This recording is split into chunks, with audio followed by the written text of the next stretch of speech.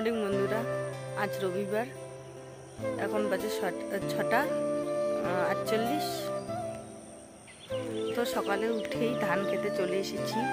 ধান খেতে পোকা লেগেছে, পাতাগুলো যেরকম গুঁটো হয়ে যায় আর ধানের ডোগাটা এভাবে কেটে দেয়। মাজরা পোকা না কি পোকা লেগেছে জানি না। এটা নিয়ে যাচ্ছি বাড়িতে এটা দোকানে দেখি ওষুধ নিয়ে আসবো, ওষুধ দিতে হবে। তো জল দিতে এসেছিলাম, তো এসে দেখি অন্য কেউ জল দিচ্ছে, তো আমার এখন দেওয়া হবে না, পরে আবার আসতে হবে। তো তোমরা সবাই কেমন আছো? আশা করি ভালো আছো, সুস্থ আছো। আমি কুচবিহার জেলার ছোট্ট একটা গ্রাম থেকে আমি ঝর্ণা বলছি। আমার ভিডিওটা দেখে যদি ভালো লেগে থাকে তো লাইক কমেন্ট শেয়ার করে দেবে, আর নতুন হয়ে থাকে চ্যানেলটাকে সাবস্ক্রাইব করে পাশে থাকবে। তো এখন চলে যাবো বাড়িতে। কালকে যে নতুন ঝাড়ুটা বানিয়েছি সেটা দিয়ে ঝাড় দিয়ে দিচ্ছি। আর যে উঠোনটা, এটা দিয়ে ঝাড় দিলে ধুলো কম ওড়ে, তাই এটা দিয়েই ঝাড় দিয়ে দিচ্ছি।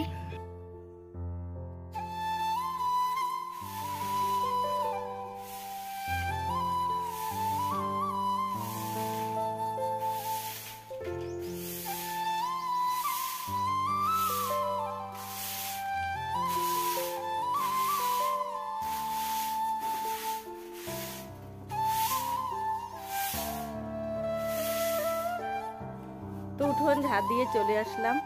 এই দেখো এক বুড়ি মা এসেছে পাশের, আমাদের বাড়ির পাশেই।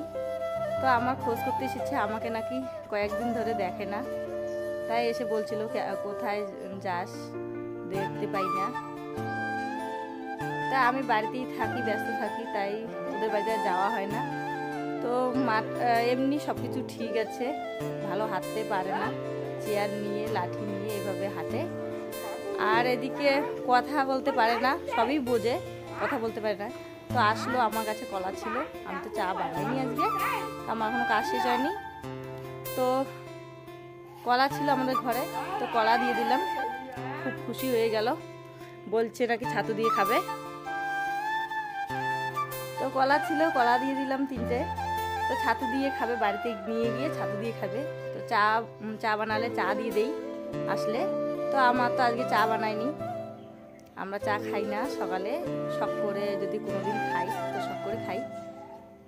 তো দেখো এরকম অবস্থায়ও আমার খোঁজ নিতে এসেছে, আমাকে খুব ভালো লাগলো, খুশি লাগলো, ভালো লাগছে যে নিজেরই অবস্থা খারাপ তবু আমার খোঁজ নিতে এসেছে। সকালে উঠেই চেয়ার নিয়ে শেষরিয়ে আসে। আবার কষ্টও হয় দেখে যে বয়স হলে এরকমটা হয়, আমাদেরও দিন এরকম হবে, তাই এটা ভেবে অনেকটাই মনটা খারাপ হয়ে যায় আবার। তো বুড়িমাটা চলে গেল, আমিও কলের পাড়ে আসলাম বাসন মাজতে। তো বাসন মেজে কলের পাড়টা পরিষ্কার করে তারপর আরও অন্য কাজে চলে যাব। আর ওই দিকে তোমাদের দাদা ভাই ছোট ছেলে উঠে গেছে, তো ছোট ছেলে এখন ব্রাশ করে নিবে, তোমার দাদা ভাইও ব্রাশ করতে চলে এসেছে। আমার বাসন মাজা শেষ, এখন কলের পাড়টা একটু জল ঢেলে ঝাড়ু দিয়ে দেবো।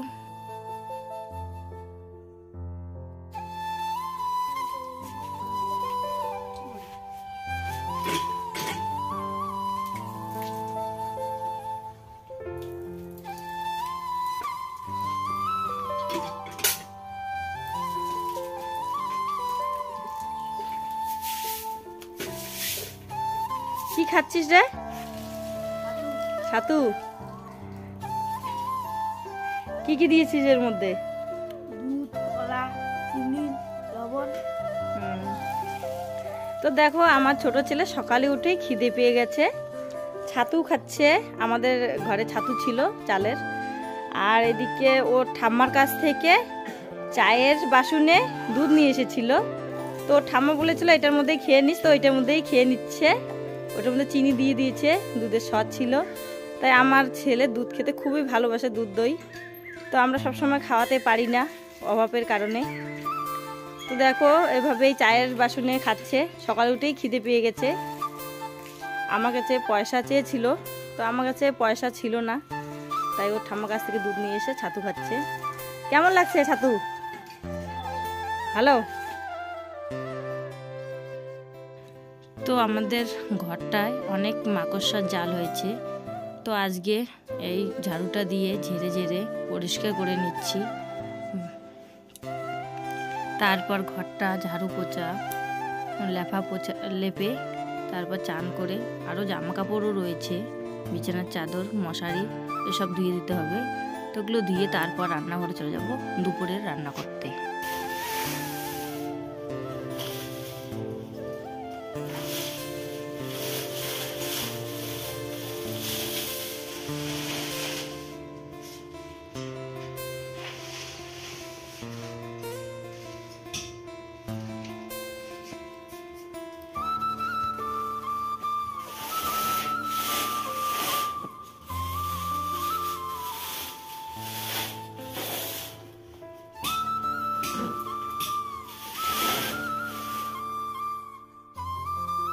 তো ঘরটা ঝেড়ে নিয়েছি, এখন ঝাড়ু লাগিয়ে দিচ্ছি। দেখো অনেকগুলো নোংরা বাইর হয়েছে, প্রতিদিন কাঠের গুঁড়ো পড়তে থাকে ঘরের মধ্যে, আরও তাই প্রতিদিন অনেকগুলো করে নোংরা বাইর হয়।